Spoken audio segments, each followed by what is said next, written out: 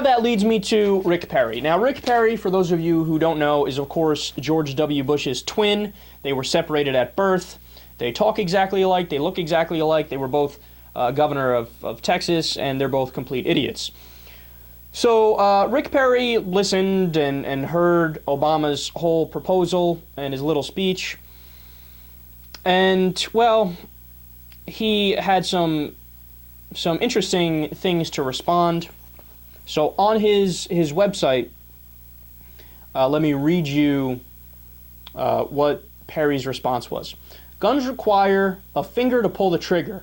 The sad young man who did that in Newtown was clearly haunted by demons, and no gun law could have saved the children in Sandy Hook Elementary from his terror.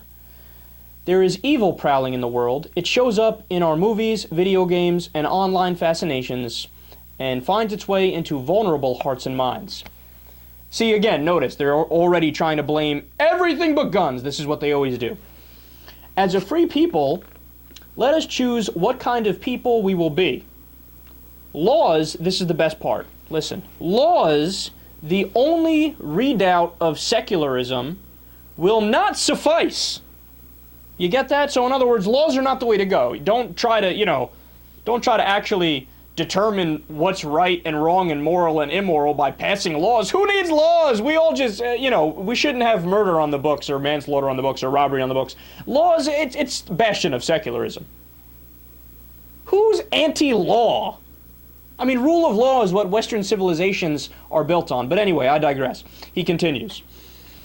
Above all, let us pray for our children.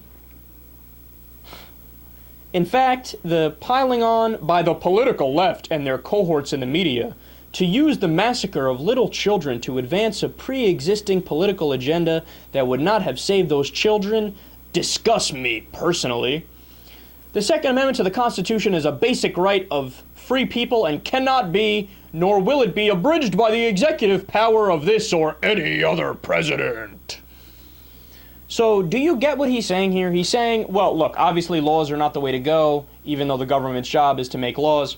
What we should do is pray. Because, that's totally going to be effective in stopping shootings from happening. God, Republicans are so stupid. And Rick Perry is like the stupidest of the stupid.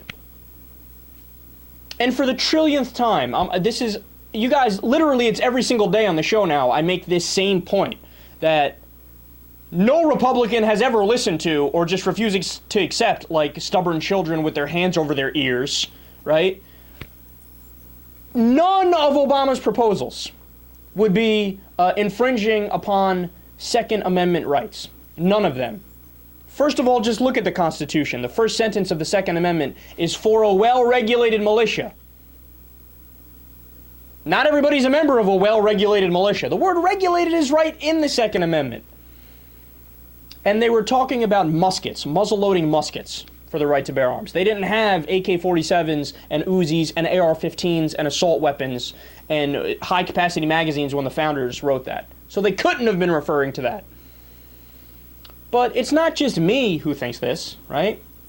It's the Supreme Court which has sided with me over and over on this. So look, in Heller versus D.C., even Justice Scalia, who is the most conservative, not even conservative is not even the right word, he's just a Republican political hack. Even he had to acknowledge what the founders meant.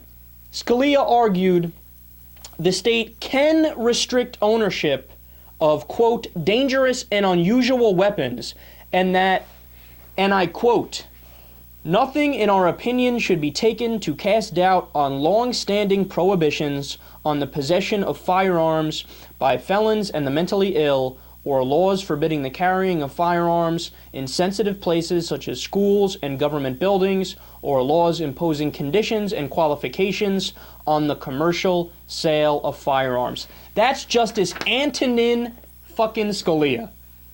As right-wing a judge as you get, and even he's like, yeah, I want to side with the Republicans, but I'm sorry, I just can't piss on the Constitution that badly. Look, last thing on this and again, this is another point I've made over and over and over and over, but I'm going to keep saying it until at least some right-wingers come to their senses. In 1994, when the assault weapons ban was passed, the NRA wanted to sue because they thought, hey, isn't that law unconstitutional? So they sought out legal advice, talked to a whole bunch of legal scholars, lawyers, and people that are experts on the matter. And they said, look, we want to sue. We don't want the government to be able to do this. We think it's unconstitutional. What did the experts respond? Yeah, that's nice, except you're not going to win. And the NRA's like, okay, but we want to try. Nah, yeah, that's nice. You're not going to win. There's no way you're going to win. Sorry, you're just not. They didn't even bother suing, didn't even take it to a trial, because they knew they had a losing case.